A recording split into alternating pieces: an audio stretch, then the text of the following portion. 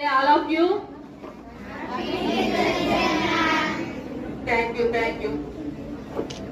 ఈ రోజు ఈ వేదిక మీద ఇలా నాకు ఈ అవకాశం రావడం నాకు చాలా ఆనందంగాను గర్వంగాను ఉంది. మాతృదేవో భవ, పితృదేవో భవ, ఆచార్య దేవో భవ అంటారు. తల్లి తండ్రి తర్వాత గురువు చాలా ముఖ్యమైన పాత్రగా మన జీవితాల్లో ఉన్నారు. నా ఉద్దేశంలో తల్లి తండ్రి కంటే కూడా గురువే ఎక్కువ మనల్ని ఇన్స్పైర్ చేస్తారు అని నేను అనుకుంటాను. ఎందుకు అంటే ఎక్కువ సమయం మనం ఇంట్లో కంటే కూడా ఈరోజు పిల్లలందరూ కూడా మార్నింగ్ ఇక్కడ 9 అలా వస్తే ఈవినింగ్ 4 వరకు ఇక్కడే గడుపుతున్నారు. ప్రతి ఒక్క విషయం కూడా ఇక్కడే నేర్చుకోవాల్సిన అవసరం ఉంది. అంటే గురువు ద్వారానే మనం అభివృద్ధి పొందుతున్నాము అని నేను భావిస్తా ఉన్నాను. ఈ రోజు ఇది పండగగా కాకుండా మన గురువులకి మనం ఇచ్చే ఒక గ్రాటిట్యూడ్ గా మనం ఫీల్ అవ్వాల్సిన అవసరం ఉంది.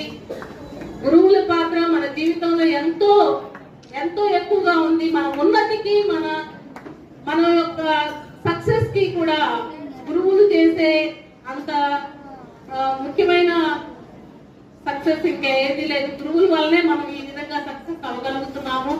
తల్లి తండ్రి వాళ్ళకి కొంచెం స్వార్థం అనేది ఉంటది. ఏ స్వార్థం లేకుండా నిస్వార్థంగా మన సక్సెస్ కోరుకునే వాళ్ళు గురువులు మాత్రమే. మనం వాళ్ళకి ఎలాంటి గ్రాటిట్యూడ్ చెప్పుకున్నా కూడా తప్పలేదు.